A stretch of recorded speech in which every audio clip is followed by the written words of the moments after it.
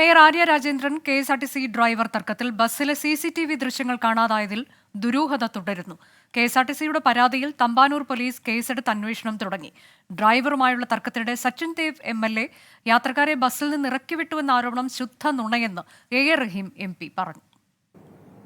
സച്ചിൻ ദേവ് കയറി ആ വാഹനത്തിൽ നിന്ന് എല്ലാവരും ഇറക്കി വിട്ടു. ശുദ്ധ നുണയാണ്. അയാൾ കയറിയിട്ട് ആവശ്യപ്പെട്ടത് എനിക്ക് കൂടി ഒരു ടിക്കറ്റ് ഇതാ, വണ്ടി നേരെ ഡിപ്പോയിലേക്ക് പോട്ടെ, ഇതാണ് അയാൾ ആവശ്യപ്പെട്ടത്.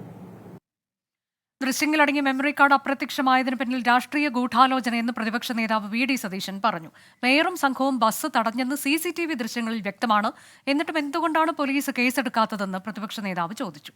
MG പ്രതീഷ് വിശദാംശങ്ങളുമായി. പ്രതീഷ്, മെമ്മറി കാർഡ് അപ്രത്യക്ഷമായതിലെ ദുരൂഹത തുടരുകയാണ്. അതിലെ പോലീസ് അന്വേഷണം എവിടെ വരെ എത്തി? വളരെ നിർണായകമായ ദൃശ്യങ്ങളുള്ള കാർഡാണല്ലോ, അപ്പോൾ അത് വളരെ വേഗം കണ്ടെത്തേണ്ടതുണ്ട്.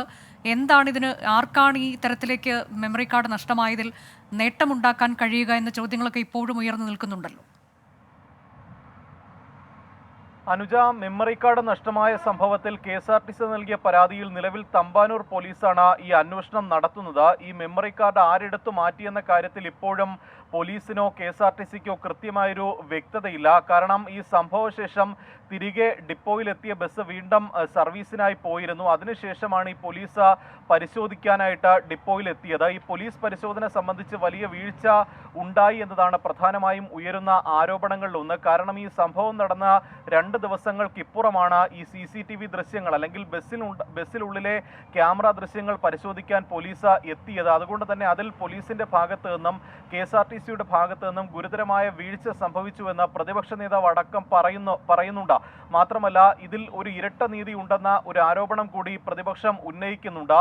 മേയറുടെ പരാതിയിൽ ഡ്രൈവർ യദുവിനെതിരെ കേസെടുത്തിരുന്നു. പക്ഷേ ഡ്രൈവർ നൽകിയ പരാതിയിൽ എന്തുകൊണ്ടാണ് പോലീസ് കേസെടുക്കാത്തതെന്നും ഈ CCTV ദൃശ്യങ്ങളിലടക്കം KSRTC ബസ് തടയുന്നത് വ്യക്തമാണല്ലോ എന്നുമാണ് പ്രതിപക്ഷ നേതാവ് ചോദിക്കുന്നത്. അതുകൊണ്ട് തന്നെ ഈ സംഭവത്തിൽ അല്ലെങ്കിൽ ഈ തർക്കത്തിൽ ഒരു ഇരട്ട നീതി ഉണ്ട് എന്നും ഇവർക്കെതിരെ മേയർക്കും സംഘത്തിനുമെതിരെ കേസെടുക്കണമെന്നും മെമ്മറി കാർഡ് നഷ്ടമായതിൽ ഒരു രാഷ്ട്രീയ ഗൂഢാലോചന നടന്നിട്ടുണ്ട് എന്നുമാണ് പ്രതിപക്ഷം ആരോപിക്കുന്ന കാര്യം. അതേസമയം ഈ മേയർ ആര്യ രാജേന്ദ്രനെതിരായ പരാതിയിൽ വലിയ തരത്തിലൊരു സൈബർ ആക്രമണം നടത്തുന്നു എന്നതാണ് ഇടതുപക്ഷം അല്ലെങ്കിൽ ഇടതു നേതാക്കൾ പറയുന്ന കാര്യം. വലിയ തരത്തിലൊരു അധിക്ഷേപമാണ് മേയർക്കെതിരെ സാമൂഹിക മാധ്യമങ്ങളിലടക്കം ഉള്ളത്. അതുകൊണ്ട് തന്നെ ഇതിനെതിരെ ശക്തമായ നിയമപരമായും രാഷ്ട്രീയപരമായും ഇതിനെ നേരിടുമെന്ന് യുവജന സംഘടനകളും പറയുന്നുണ്ട്. നിലവിൽ കന്റോൺമെന്റ് പോലീസാണ് മേയർ നൽകിയ ആദ്യ പരാതിയിൽ കേസ് എടുക്കുന്നത്. ഇപ്പോൾ നിലവിൽ സ്റ്റേഷൻ ജാമ്യത്തിലാണ് യദു ഉള്ളത്. വരും ദിവസങ്ങളിൽ കൂടുതൽ പേരിൽ നിന്ന് മൊഴിയടക്കം രേഖപ്പെടുത്തിയ ശേഷമായിരിക്കും അതിന്റെ